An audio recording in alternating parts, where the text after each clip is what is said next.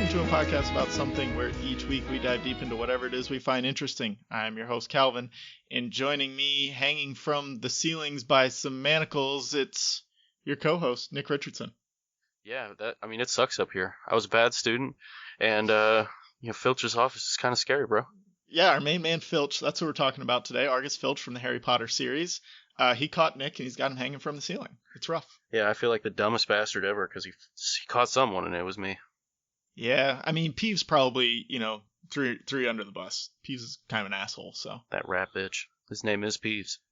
Yeah. We're talking about Filch from Harry Potter, not to be confused with the Sex Act. Have you ever heard of filching the Sex Act?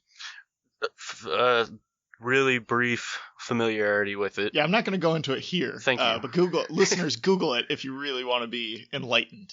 I don't know if you could call it enlightening, but that poor guy. To be known by that, it's like, oh, man, you suck. Yeah, so we are talking about Argus Filch from Harry Potter, the caretaker of Hogwarts in later years. We're not going to focus a whole lot on what happens in the books or the movies, just because, that exists. You can go read it. We're going to talk about him as a person, what it is to be a squib, his relationships with various other characters, things like that. Like I said, if you want to know more about him, what happens to him in the books, go read the books. Yeah, do it. They're good books. Yeah, they are. Yeah, and really, even if you don't want to learn what he does in the books, you should read the books because there's a lot of other interesting shit that happens. There really is. He's like a G level character in the books, so there's a lot of other people that are more important than him that there's interesting things happening to. Yeah, there's this guy named Harry Potter, and they have all kinds of shenanigans. He does a lot of stuff. That Harry Potter, Dumbledore, he's in there. Yeah. Voldemort. Yeah. A lot of good stuff going on, but Filch has always been to me really interesting because he's stuck in this world that he's a squib, and we'll go into a lot of detail about what a squib is. But it's just interesting that he can't use magic, but he's kind of stuck in this world where all these kids are learning how to use magic, and it's very interesting of why he would choose that life, why he would want to be there. So I wanted to kind of dive deep in that and let my thoughts go wild on it. Most definitely. They've gone wild.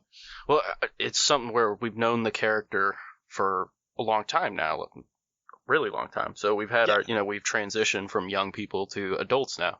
And as you grow, you kind of look at Filch and your opinion of him changes. Well, yeah, as a kid, you're reading these books and you're like, well, he's just the asshole. Yeah, he's a jerk. That guy he's just so a dick mean to all these kids because they're quote unquote misbehaving, which, I mean, the Weasley twins were dickheads and were a lot of times misbehaving. Yeah, definitely. But at the same time, he's looking for any little instance of anything, and he, he's a little overzealous with his punishments at time.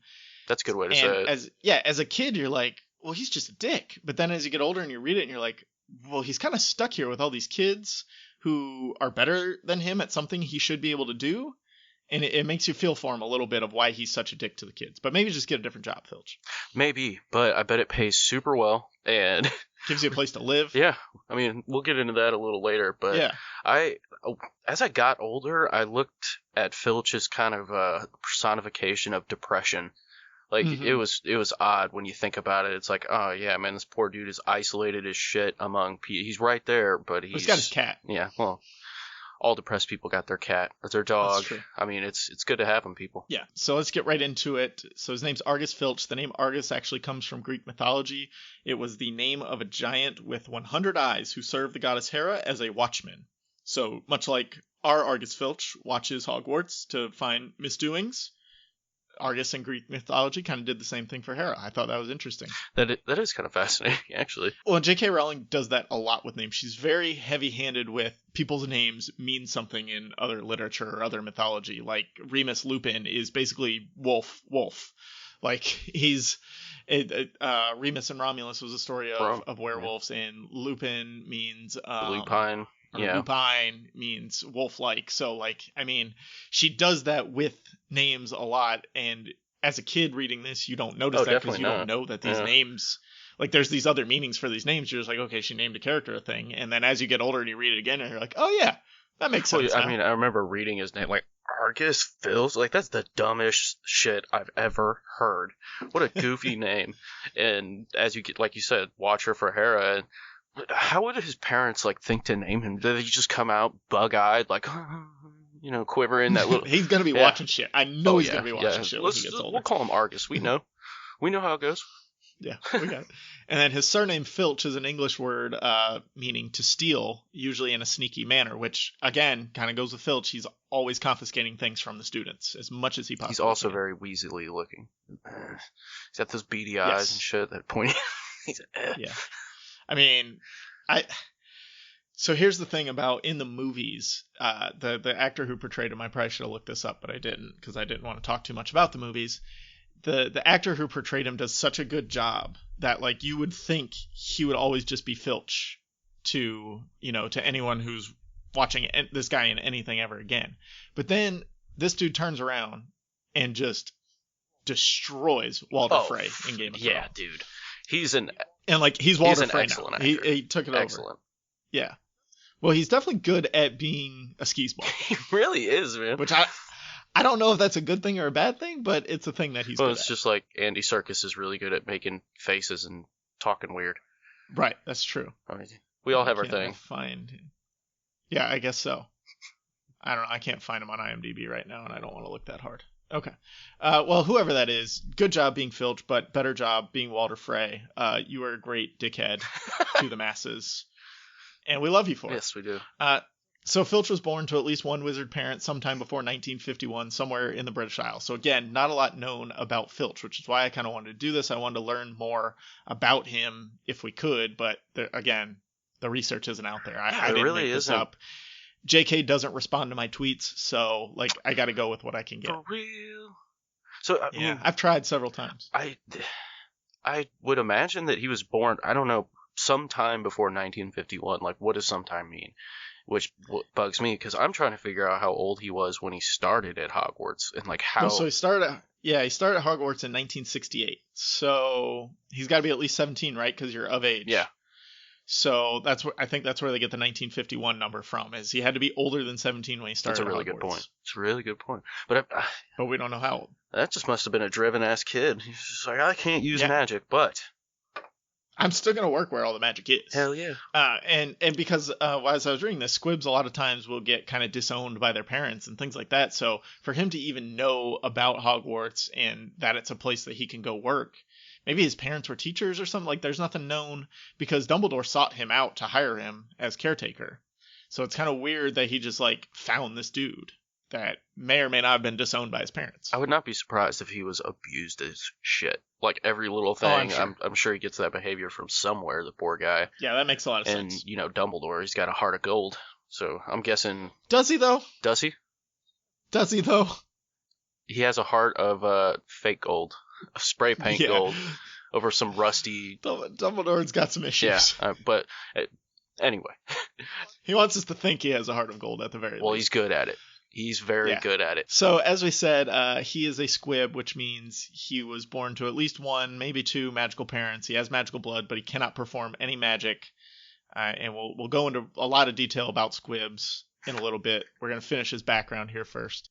So, from Pottermore, here's the erasable Hogwarts caretaker who is forever waging war on all students.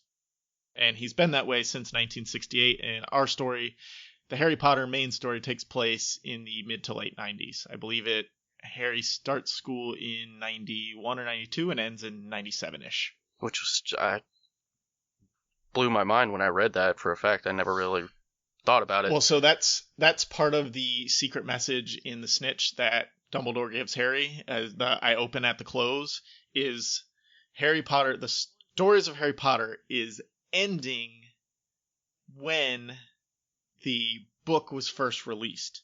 So it's ending in 1997, I think.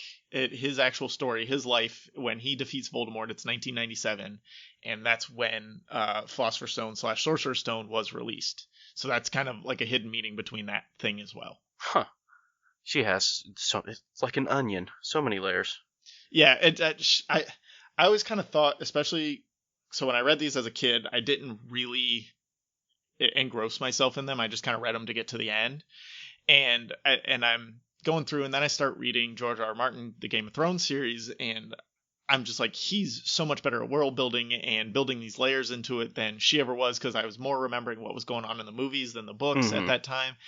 And then I went back and did a reread, and I was like, oh my God, no, I'm sorry about everything bad I said about her. Like, she's fantastic at weaving this story. She really is. I mean, you can tell that she has really thought about it. That's for damn sure. She's a little sloppy with retconning some things within the stories, but she also usually gives herself an excuse for it too. So, I mean, there's only so much you can do. I mean, George R.R. Martin does the same thing. I'm sure Tolkien did the same thing. I haven't read the Lord of the Rings books or The Hobbit. I should probably, but I haven't. And I'm sure there's like things in the first book that later on they contradict themselves. And it's like, you can't keep every minor character straight all the time. It's impossible. Even some of your major characters are just, right. I mean, they have your moments. Well, I'm sure even in your story, as You Are a All Alone, check out the You Are All Alone podcast. I'm sure even in your story, you've had some retconning done and things like that. And you're only 25 chapters in or so. Yep. That's because it's impossible to keep all that shit straight. So hard, man. And I don't know. And I reread it because I edit all my stuff, a little later on. And God, it is impossible to keep track. I find stuff all the time. And then I'll feel like a dummy. You look like Charlie in It's Always Sunny in Philadelphia, trying to link all this stuff together. What is it? Oh, God, what does he call him? I don't remember. I don't know. He's very into bird law, though. Bird law. That dude with fake hands is creepy as shit. His uncle or whoever it is that has like the little hands. Yeah, put your hands over my hands so it looks like they're mine. The dude is so creepy. I gotta watch more It's Always Sunny. I don't watch it enough. I've watched through I think the first 10 seasons. Shout out to because they were on Netflix, and I've never finished it though. It's still worth it. It's a good show. Yeah, I know. It's very funny. It's kind of like The Office, and we're getting off on a tangent here, but it's a great tangent. It's kind of like The Office, where like the first couple times you watch it, you're really, really annoyed by the characters. Oh yeah, because there's Michael so much. Scott was the most annoying person in the world the first time you watch The Office, but then as you've seen a few episodes, you're like, okay, no, now I get it. Yeah. I get why they're this way. I mean, and they came out swinging with their first episode of Always Sunny, because I mean it's the gay black dude or whatever. Oh yeah, that's right. Oh my God, they came out swinging, straight gut punches, and it's really hard to stick around, but it's worth it, especially when they bring in Danny DeVito. Oh yeah, check out a podcast about something about It's Always Sunny in Philadelphia in the future. Yeah, ooh, yes, sure. Let's do it. Maybe the time they became crackheads. That's a good one. Yes. So Filch disliked the students, and he constantly hassled them over the smallest infractions. He took delight in doling out detention-worthy write-ups.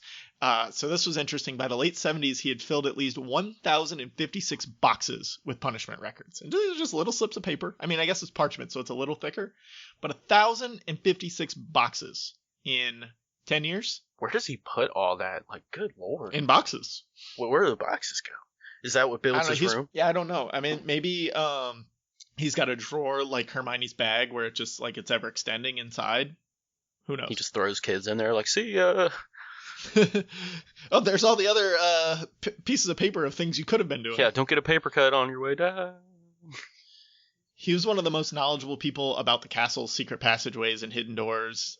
Other than probably the Weasley twins and the Marauders, he knew the most about where everything was, and that with the Marauders and them using their map, he was able to gain more access, and he could, because he knew about all these secret passageways, he blocked a lot of those off for the Marauders and the Weasley twins. Yeah, he narrowed it down big time. But I mean, what else would you have to do a lot of the time but explore? I mean, that would be so fun.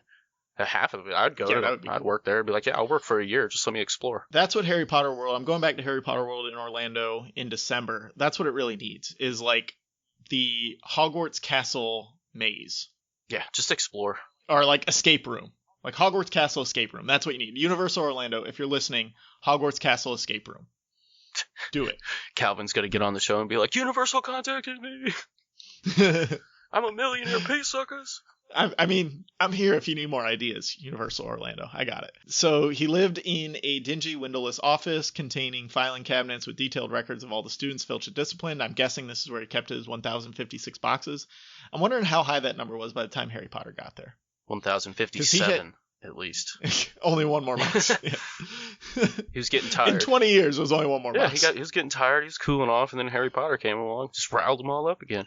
No way, because the late 70s is when the Marauders are there. Lupin and James and Sirius and Peter Pettigrew, like they're all there in the 70s, man.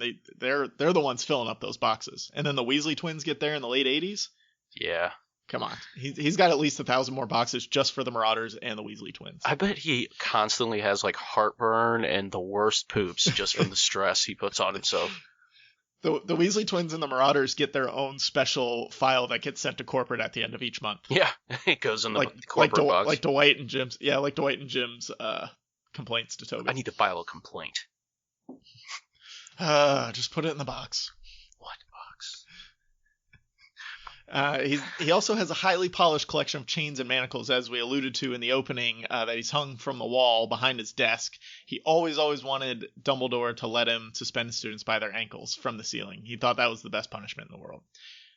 Yeah, whatever. Like that's. Can you argue with him? I mean, it's a great. That would suck big time. I'd be sitting there like, my ears are just exploding. But I mean, what does he do half the time? Like, is that instead of watching TV, he sits there and just polishes new ways to punish people. Polishes his man.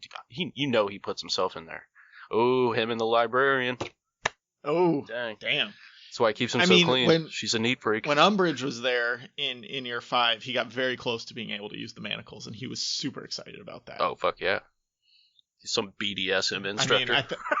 I think Umbridge was his idol. Like, anything he wanted, he got from her. It's his boo. In life. Yeah. He's like, hey, boo. I don't think it was a sexual thing with Umbridge. We'll talk about some potentially sexual relationships, but with Umbridge, it was just like she was his god.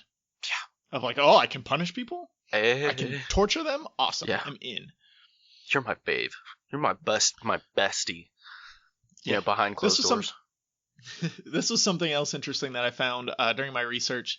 In 1984-85 school year, he and Mrs. Norris found the cursed ice, which I had never heard of. Ah, yeah. And cursed ice is ice basically that is cursed to fill up whatever room it's in and just spread throughout the area in which it's placed. So in this case, it was Hogwarts.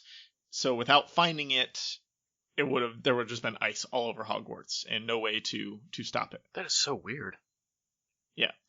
He brought it to the attention of Snape, and I guess Snape fixed it somehow. Well, I mean, he's Snape. He's a G. It's debatable. Fucking hate Snape. Man, you are a hater.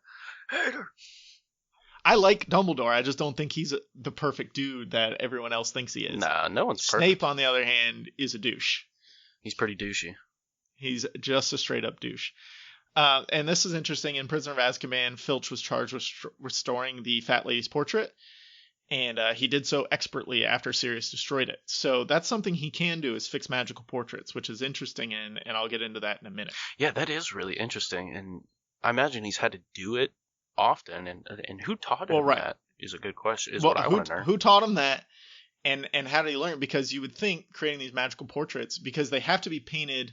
I didn't do my research on this, but I've heard it before. They have to be painted by like a special magical painter who it has to be done while the person's alive, and they have to do all these spells and potions as they're painting the portrait to capture the essence. And then if the person keeps living, they have to kind of like go back and keep painting it. So like there's a huge process behind painting these paintings, but then to fix them, apparently just any dude can do. Any guy named Filch. Well, yeah, that's true. He's that thug. How much inherent magical knowledge that dude has just from hanging around Hogwarts for years. I'm sure he's not very good at sniffing out potions. We know that. He's not very good at sniffing out a whole lot. That's why he's got Miss Norris. That's true. So let's get to the big question of this episode. The biggest question, perhaps. Dang. Was it a dick move to hire Filch by Albus Dumbledore? I thought no. You think? Like, not even a little bit. Okay. Explain. Well, I think it's honestly kind of awesome of him.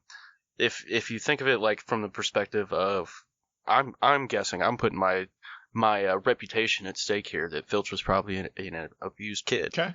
So I think it's really, really awesome that he's just like, okay, let me pluck you out of here, put you in a better environment, feed, clothe, house you, and, give you a purpose. And he's also part of this weird power structure now that wields some kind of authority over a large mass of powerful, different, and different ages and powerful wizards and witches. Right. And he would have no chance of doing that in any other scenario whatsoever. That's true. I'm torn on this one because it all depends on how shunned and abused he was as a child and if he had one magical parent or two magical parents. See, I think if he has two magical parents, they have no way of preparing him for the Muggle world. They don't know anything about it. We see it with the Weasleys. They're just completely ignorant to anything going on in the Muggle world. So if that's the case, if he has two magical parents, then he doesn't fit in the Muggle world. He doesn't fit in the magical world. They're probably abusing him. They're shunning him. He's got to have somewhere. So if that's the case, then yeah, Dumbledore's a great guy for plucking him out, like you said, bringing him, giving him a place to eat and live and do all that. Giving him purpose, man, because that's how, I don't know, aimless people frighten me. Right. It's just, you never know what's going to happen. But if we really think about it, Dumbledore is kind of a dick, always. He's always searching for the greater good. And sometimes that's actually a good thing, sometimes it's a bad thing. And even when he moved beyond his and Grindelwald's idea of what the greater good is, in his mind he was still always working towards the greater good. It's just the what the greater good is changed. So absolutely. He always has a tendency to use people against their will, even if it's not the best thing for them. He does it with Harry, he does it with Snape. I'm sure he does it with countless other people. So maybe there's something in there that he's using Filch for his own purposes because he knows he's going to need him in some way beyond just needing a caretaker. Like, he can find anybody to be caretaker. Definitely, and he could find someone magically inclined that wouldn't have to work nearly as hard. Right. But I think you're right. Dumbledore does have ulterior motives for just about everybody he allows to get close to him. Yeah. And I think with Filch, it's just having a loyal set of eyes. That could be.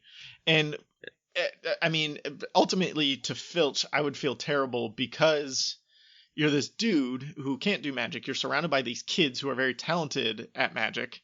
And they're all given the best chances to succeed. They're being taught.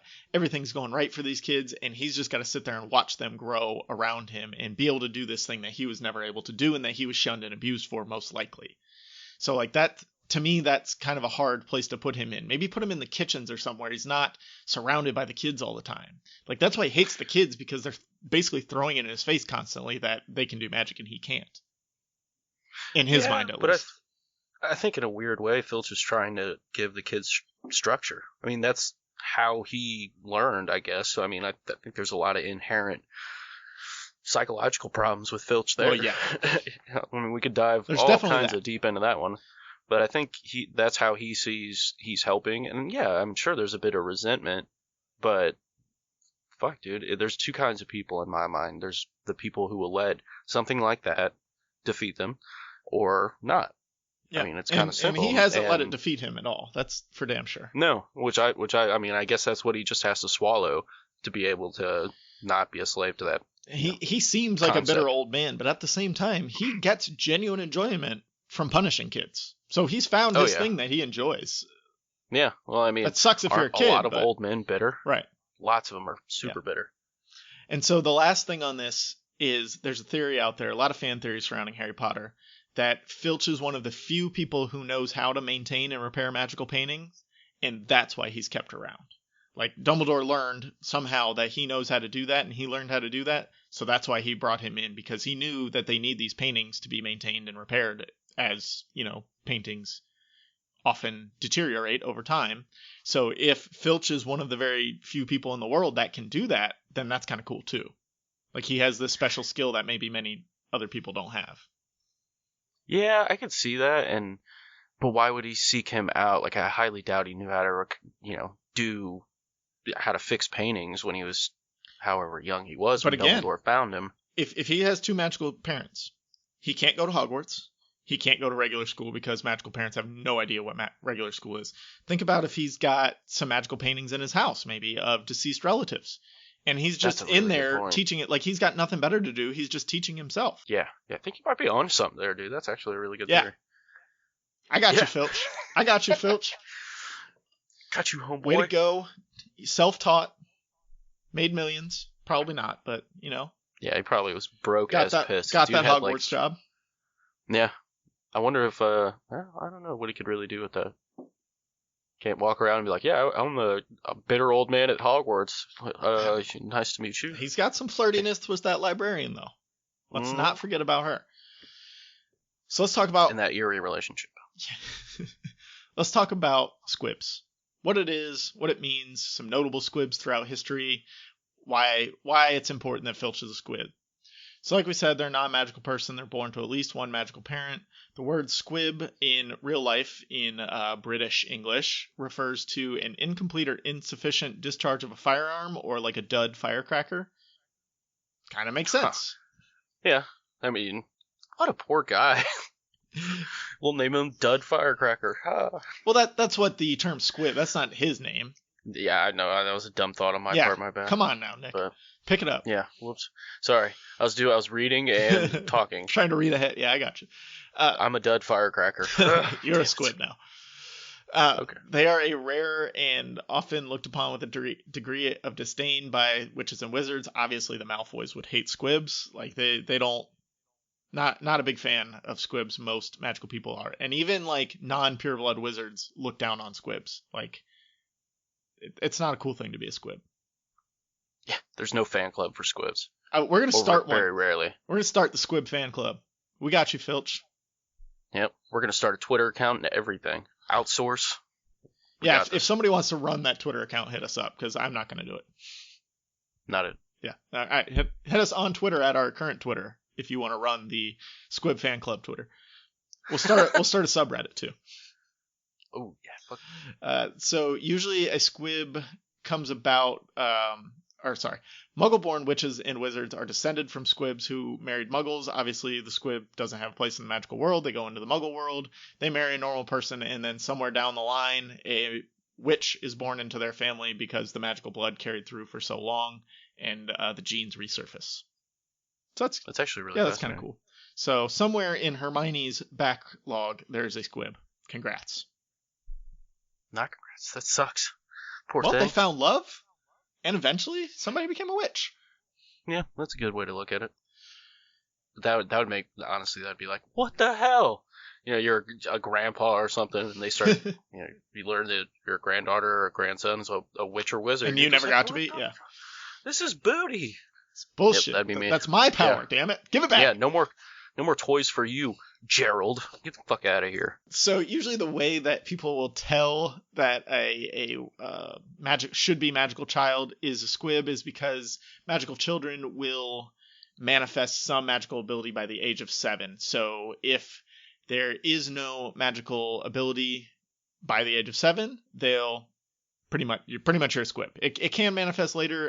Neville Longbottom's a great example of someone who had no magical ability, didn't come out until he was like 8 or 9, or no, it didn't come out. He got his Hogwarts letter though, because usually squibs don't get Hogwarts letters. So he didn't know until he got his Hogwarts letter that he was actually a wizard, because his powers had never manifested because of his depression from his parents being tortured into senility. And eventually, he got his Hogwarts letter and it was elated, and he became one of the best wizards of our time. Shout out Neville. What a depressing opening arc to your story, bro. Well, yeah, because like his grandparents were ashamed of him. I don't want to say they hated him, like they still loved him, but they were ashamed of him because they thought he was a squib. And his parents were such great wizards, and his grandparents were pretty good too. So it was like, after all of this greatness, now they get a squib, and really it was just kind of a repression from being depressed over what happened to his parents and having to live the life he lived as a child. Yeah, that had to have been rough. Yeah. Poor guy. Apparently squibs can see and interact with ghosts, as we see Filch oftentimes going head-to-head with Peeves. They may or may not be able to see Dementors. You know, we had Mrs. Fig, Harry's neighbor, say that she saw them, but she was just really defending Harry. She described kind of the feeling with it, but we don't actually know if she saw them or not, or if she was being coached by Dumbledore in Order of the Phoenix when she came to Harry's defense. But there is some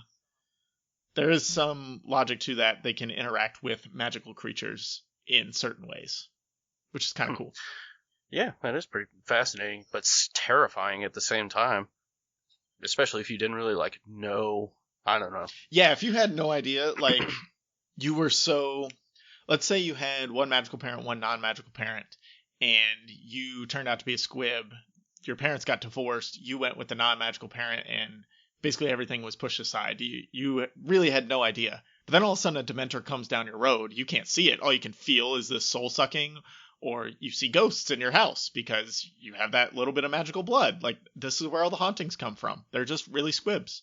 All these people who see ghosts in the real world. Now we know. Yeah, that dude from Ghost Hunters. Yeah. He must be a He's squib. a squib that doesn't know it. Did you hear that? Did you hear that? You see it? Check out Ghost Hunters. Not really. Don't do it. It's a bad show. It's so bad. Oh, man. What I think is really cool that even squibs, though, have their place in magical history. Yes, they do. Which is kind of fascinating. Give us some notable squibs. Hit us up. I got you. First one, Angus Buchanan. Angus Steak Buchanan. Yeah. Good, solid name. Angus Beefsteak. Hopefully he was just a big buff guy and everyone called him Beefcakes. Angus Beefcake Buchanan. Oh, that's a great Quidditch beater name right there. Dude, I'm a beast. Because I'm a beast. Squibs can play Quidditch. They can fly on broomsticks. There's no reason that they can't play Quidditch. So I could see Angus Beefsteak Buchanan out there. J.K. Rowling, shout out. Yeah. If you hear this, add this to his history. We know you like adding things after the fact. Throw it in there. Yeah, so he can do whatever he can look dumb, but I call dibs on the character name.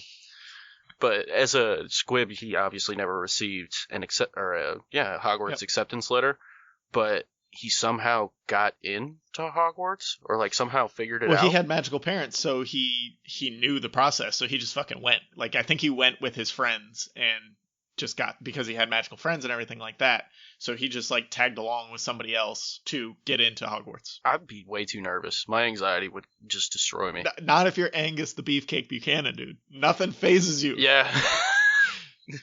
He's just a WWE wrestler in the making. He's got it under control. No anxiety there.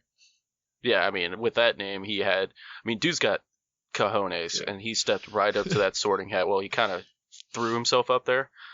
And instead of being a dick, which I feel like that sorting hat can kind of be, I think it kind of fucks with kids. Oh yeah, sometimes. Oh yeah, definitely. Evidenced by all the times he fucked with those kids. But again, read the books if you want to hear the sorting hat fucking with kids.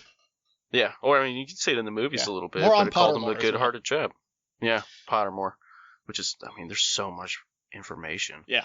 But yeah, I called him a good chap and pieced him out. Yeah, never to be forgotten by all those who witnessed it. Yeah, well, he kind of cried like that. Angus Beefcake, bad look, bro. Crying in front of the masses. So Angus the Beefcake, he was the first one to ever do this. Never happened again. But then later in life, he wrote an inspirational book titled My Life as a Squib, and it helped break the taboos of squib culture in the Wizarding Society, which is kind of cool. Helped a wee bit, I guess. They're still persecuted, I'd say. Oh, yeah, definitely. Well, I don't know if they'd actively be persecuted. This was after he was on the national Quidditch team as a beater. Yeah, he was an all-star, or whatever their interpretation of an all-star is. He was the Victor Crumb of his time, really. The chap number one. But he's a beefcake, though, so, he'd pound Victor Crumb. F that dude. Victor Crumb's alright. May or may not have boned Hermione. Yeah, he so did. He so did. Well, she says Victor is more of a physical relationship. So, there's got to be something in there. Ron sure didn't like it. He sensed it. Yeah. He's like, Hermione, you over here studying. Liar. You are not studying. You're all up in Vic the Dick Crumb. I can't take credit for that. That's the binge mode guys. They came up with Vic the Dick Crumb. But that's so a great awesome, nickname. Dude. It's almost as good as awesome. Angus the Beefcake Buchanan. I like the Beefcake Buchanan better though. Dude, I'm out here slinging sweet names out here.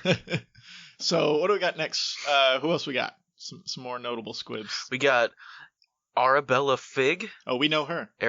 Arabella Fig. Either way. Is she a dealer of crossbreeding or crossbred cats and Kneazles? What the fuck's a Kneazle? So a Kneazle is... Kneazle. Yeah, it's basically a big magical cat who's very intelligent. Crookshanks is either a full Kneazle or a crossbreed between a regular cat and a Kneazle. I'm guessing crossbreed because he's not very big. Yeah. But that would be super duper cool to have one of those. Yeah, so that's what she had, all her cats and everything in her house. She was crossbreeding and dealing those. Also a member of the Order of the Phoenix, which is really cool for a squib. Probably the coolest stat. I think that status is cooler than being caretaker of Hogwarts. Sorry, Argus Filch. But what do they have her do? Just like, hey, spy on Harry Potter. Kitties. Yeah, I guess.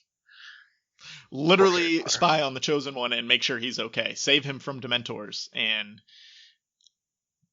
just dunk on Mundungus Fletcher when he leaves early. Oh my god, I just tell him he's a fuckhead.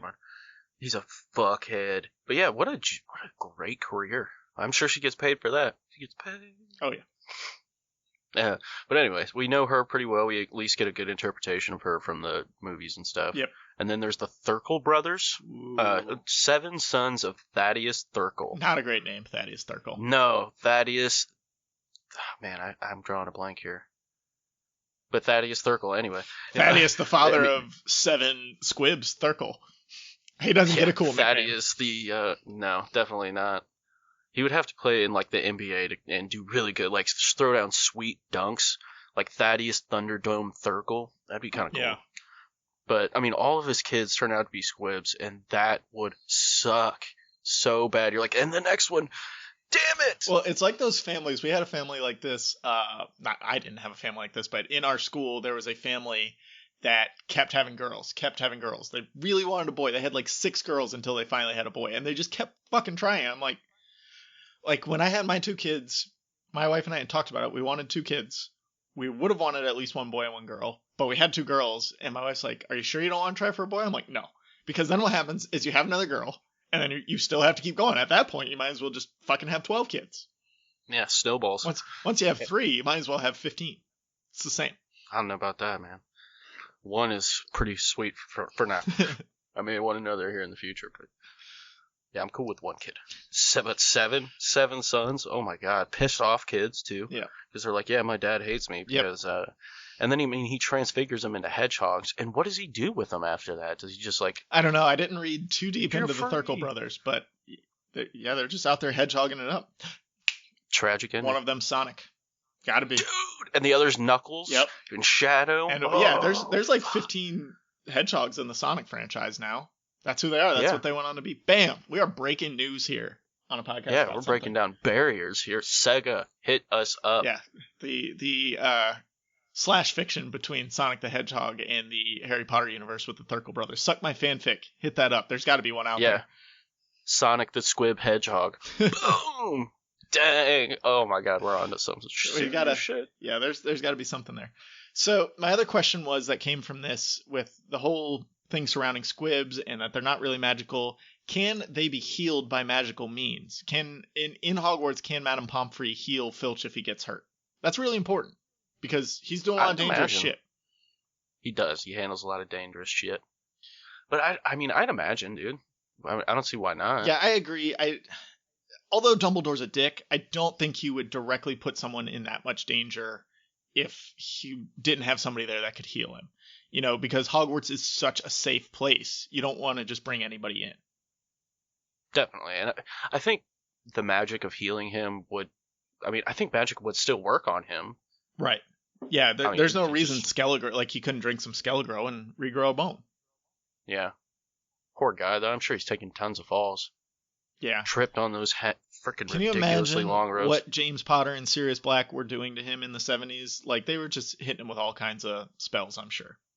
They tabletopped him tons of times. And then, I'm surprised we didn't hear more of the Weasley twins testing out their, like, special candies that got kids out of class on Filch. Like, just putting it in his candy jar and letting him eat them. You know that dude inspects everything. Mm-hmm. He doesn't want to eat no garbage. He thinks everyone's out here to poison him. Poor Filchy. So let's get into the other big thing, the quote-unquote love interests of Argus Filch. Yeah. This is going to be odd. Yeah. Some very weird love interests. I don't even know how to call them love interests because they're so weird. Let's start with Mrs. Norris, his cat that he's just super connected to. It seems like she's able to communicate with him or at least warn him of any shenanigans going on around the castle because they have some super connection though. That's definitely true. Yeah, man. Which I'm not gonna say like my cat Spartan. I for some reason feel like I know what the dude's saying. I mean, he's kind of a little dick, but it's usually hey, my water's not fresh, or here we go, I'm about to take a dump, dude. It's gonna suck. Yeah. But that I always thought their connection was pretty neat. And when you spend all your time with something, whether it be a cat or a person, you kind of get to know them pretty well. And they're social cues, and cats are super social, and with cats people are they're also comfortable dicks. with. Cats are dicks. My cat threw a bottle off the couch yesterday and spilled breast milk all over the floor, and just sat there and watched me while I cleaned it up. And so it always just seemed like there was a deeper connection, that there was more going on. Filch was so heartbroken when Mrs. Norris became petrified in Chamber of Secrets. He thought she was dead, and he just couldn't go on with his life until Mrs. Sprout saved him with the mandrake juices. Well, I feel that, man. I would be devastated if my cat died, which it just is. It's like his one friend in this world, though. Yeah. I mean, I've had lonely times when I first moved out on my own, and change your friends and you change your jobs and stuff, and I had my cat, and that dude was dope. He's still my best bud. Okay. And I imagine it's the same thing for him and Miss Norris. Nick's an old cat lady now, we know. You're damn right I am.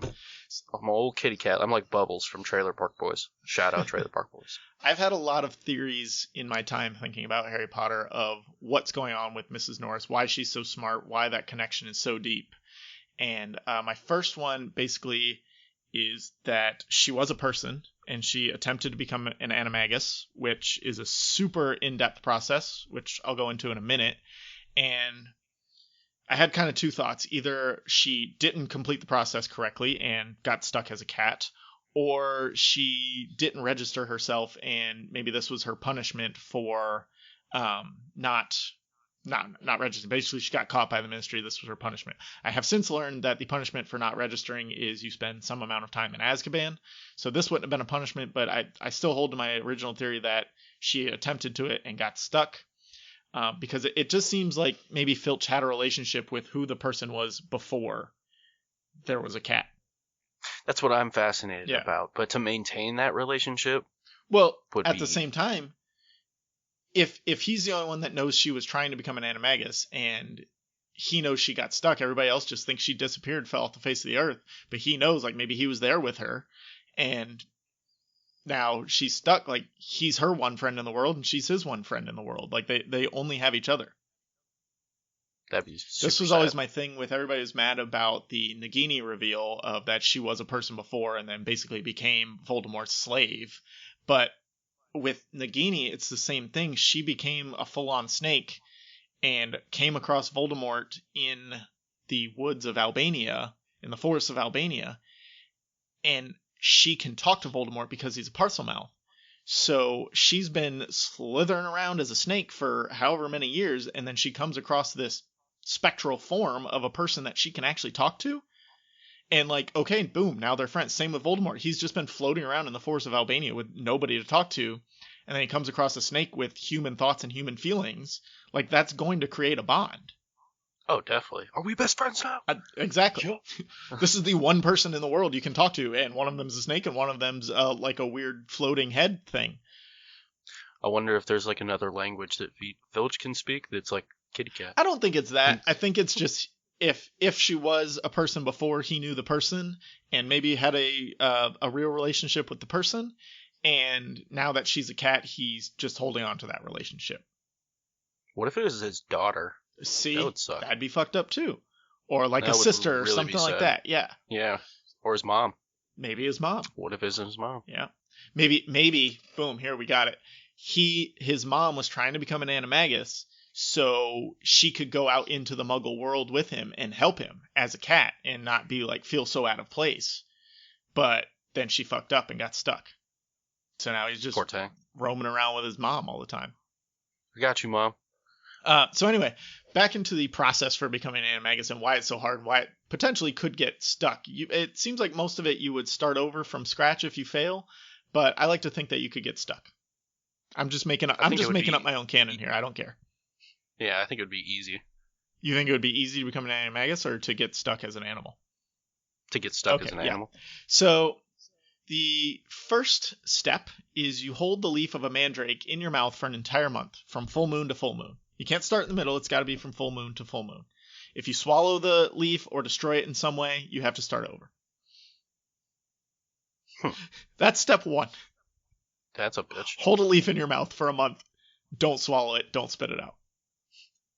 Man. Step 2. At the next visible full moon, in this case, if it happens to be cloudy, you have to start over. So if you get full moon to full moon, the second full moon is a cloudy night. Shit, you got to do it again.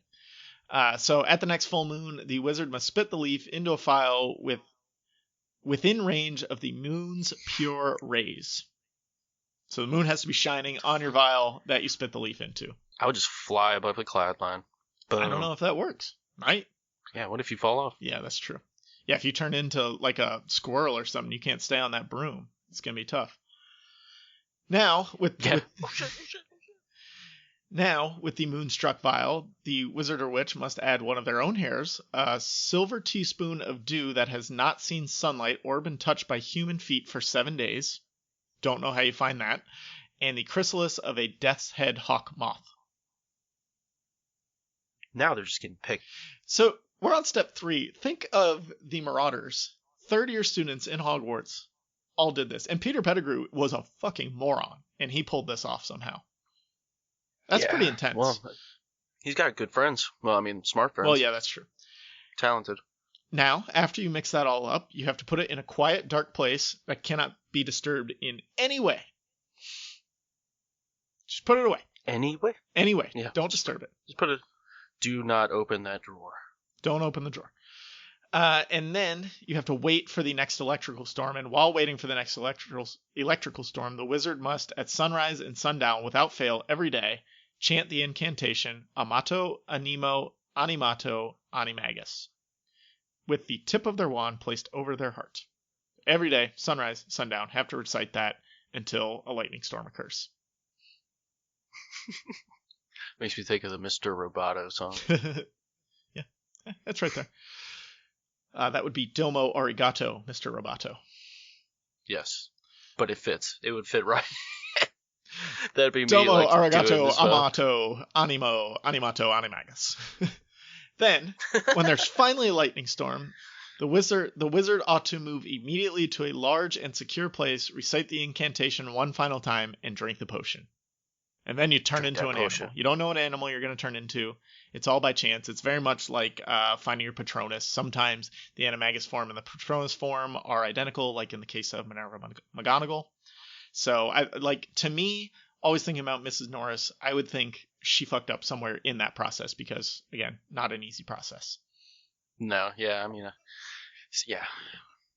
Yep, I'm in 100% agreement with you there. It sounds really, really tough, and I'd be like, yeah, no, I'm good. Yeah, fuck that. No, not worth it just to be a dog sometimes. Especially if my Patronus was like a butterfly or something. Oh, that'd be dope. You get to be a butterfly? I don't know, man. It's so easy to get smashed. Oh, that's true. And but you're a butterfly with a human's thoughts, so you can avoid things. I don't know. Yeah, butterfly would be rough. See them. Butterfly. I mean, you can't see shit from way up in the air. I'd like to be a bird of some sort. That would be best, because then you could fly. Like a peregrine falcon. So you can dive at 70 miles an hour, and I would be messing with people all day. Like, what's up, psych? Yeah. Peace. That'd be dope. That would be super fun. And then, so another interesting possibility that I thought for what happened to Mrs. Norris was a maledictus like Nagini.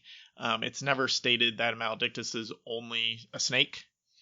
So for me, I can think, why not be a cat? But basically, a maledictus is a blood disease that's transferred through the mother's side. The carrier can, at will, change between being a human and being a animal, in Nagini's case, a snake, up until a certain point, and then eventually they get stuck in their animal form.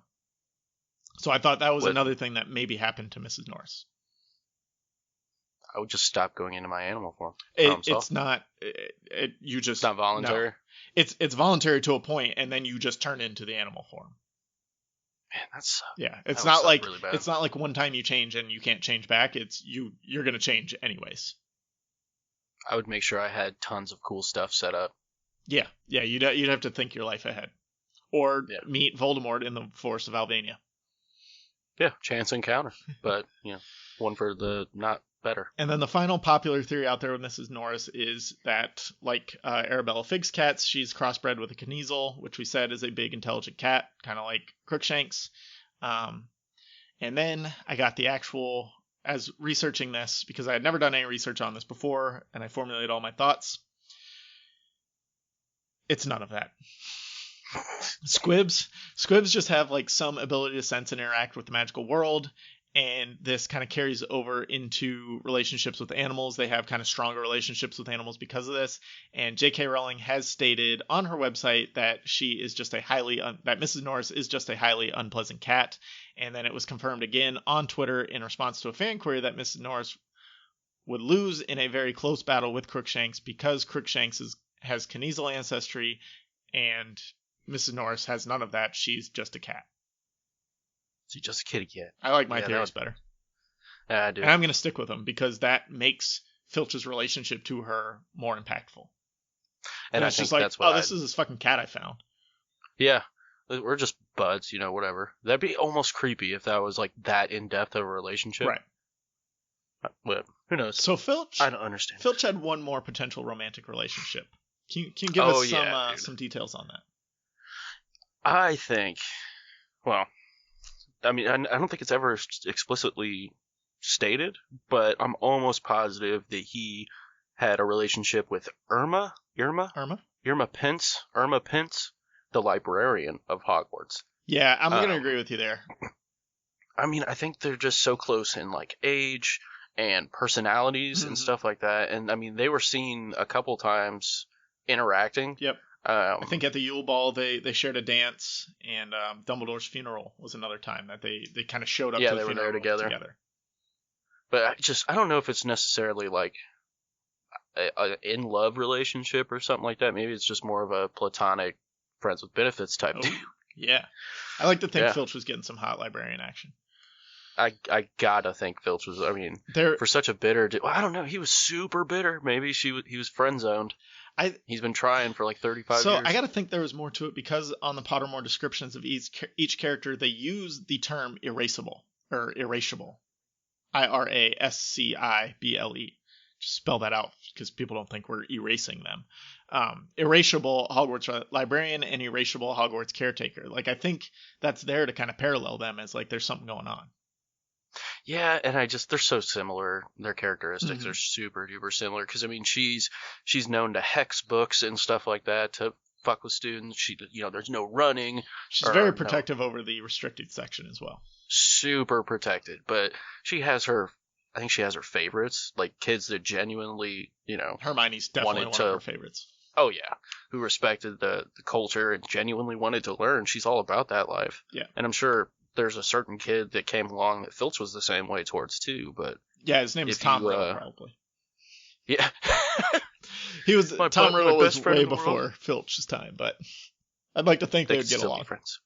Yeah, I imagine. Oh, you like to torture people? That sounds amazing. You sent them to a cave? What'd you do in the cave? You genius. You are a genius, sir. Slow clap. So Filch and Tom Riddle, best buds for life. Best buds for life. They have matching rings and tattoos on each other's chests. Tom Riddle's got Argus Filch across his chest. That'd be fucked up. But maybe Miss Pence does. Oh, definitely. You never know. He's probably on her ass. That's how little she thinks of him, you fucking squib. I imagine he's probably her dirty little secret. Oh, yeah. I can't imagine they could work in that close of a proximity. That age, the personality, like... Oh, teachers be fucking in Hogwarts. Oh, teachers be fucking except for Snape. In real life, son. Except for Snape. I think they're all getting at it.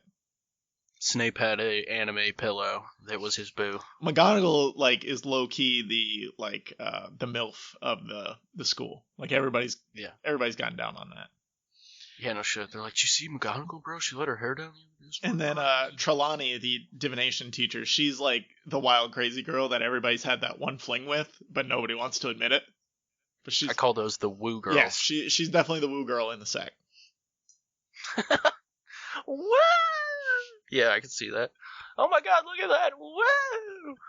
That's a weird girl for you. That's it. Poor thing. But yeah, I'll stake my reputation on it, bro.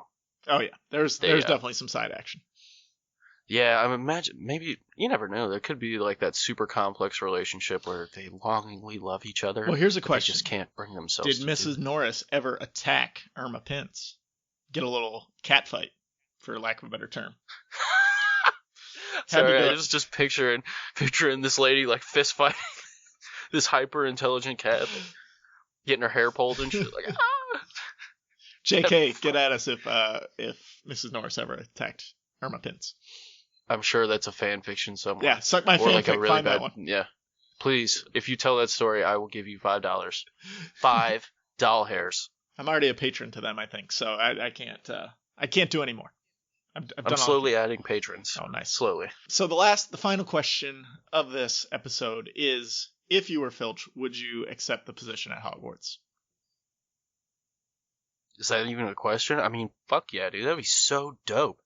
Hanging around a bunch of cool stuff like that. That'd be awesome. And not being able to be a little bitter. With it? Fuck yeah, but you think that dude can't go to the kitchen?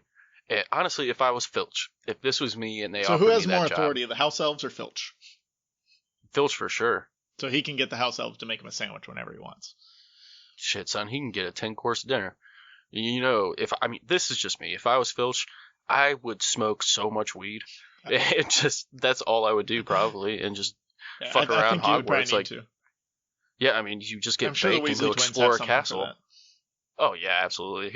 They developed edibles. That's why us real life people are starting to get them now. Yep. I think fucking Weasleys. I agree to an extent. I would definitely take it at first, because if you're Filch, you have no place in either world. You need somewhere to go. You have to make money. But like, I'd be taking trips to the Muggle world to try and build up some skills to take a real Muggle job, because I just don't think I could do it for that long. Like, I would just be in this constant depression of being surrounded by these kids who can do magic and not be able to do it. And plus, Peeves is a dick. I wouldn't want to deal with Peeves for that long. I'd be getting out of there. I don't know. I think it would be fun. I think it would be fun for a while, but then like it would just wear on you so fast. Yeah, I imagine. Like a bad job. Yeah. Like a job you can't stand, but you have to live there. Right. Because you haven't found a new job yet. So like, you just have to be there. You're living there all the time. You just like, you're stuck. But you think, would he like, I don't know, man. I wonder if he just stuck around for so long, because it's kind of like how, say you have like a horrible facial injury or something. David Bradley, and a lot of times, is the actor. David Bradley. There we go. My boy David Bradley. But a lot of times the doctors will be like, wait a couple years, medicine in the future will be incredibly, way better than what we got now, and you'll have a better chance of solving the issue. Like, what if he's just holding out hope that there'll be come up with technology? Something? Yeah, I mean, he tried the quick spell book, things like that. He was getting lessons from Gilderoy Lockhart, which is a terrible idea because he's just a douche. But he was trying. Like, you would think you would work on your potion game, or work on something like fixing paintings, things that you can do without magic. Yeah, something you enjoy. I mean, dude would be a great author. Like, imagine all the books he could sell in the Muggle world. Inside Hogwarts. Teen series. Yeah, that's a teen series right there. Well, a lot of people, there's a fan theory out there that Rita Skeeter is J.K. Rowling. Like, she experienced all this stuff and then came up with the pen name J.K. Rowling to write the books, basically. Basically the same thing you're saying Filch could do. Maybe it's Filch that's actually J.K. Rowling. That'd be dope. He's got a lot more inside look than Rita Skeeter ever did. She was only there like once. Yeah, poor thing. Yeah, she kind of sucks too. She does. That is a story for another day. But I think that's all we got on Filch. Any final thoughts on Filch? Misunderstood. Definitely misunderstood. Thank you for listening. Check us out on Twitter at APA something, at alone_podcast. Check out our Patreon, patreon.com/a podcast about something. Lots of cool bonus episodes there. We're actually going to change it up a little bit. The bonus episodes used to be on the $3 tier. We're going to move them down to the $1 tier. So any patrons get access to those bonus episodes. So check that out. Go join it now while you still can, before all the spots fill up. That they're sweet. Happens? They're sweet episodes. We'll find out. Yeah. Also, we have a donate button on our website, podcastaboutsomething.com. You go to the About Us page, and at the bottom there's a donate button if you want to click that and just give us a one-time donation instead of doing the month-to-month Patreon thing. We like that too. We'll take your money if you're willing to give it to us. Any little bit is very helpful. Yes. Rate us and review us on iTunes, subscribe, all that good stuff. Thanks, as always, to those cats for providing the music for Podcast About Something. And you guys stay sassy. Stay classy.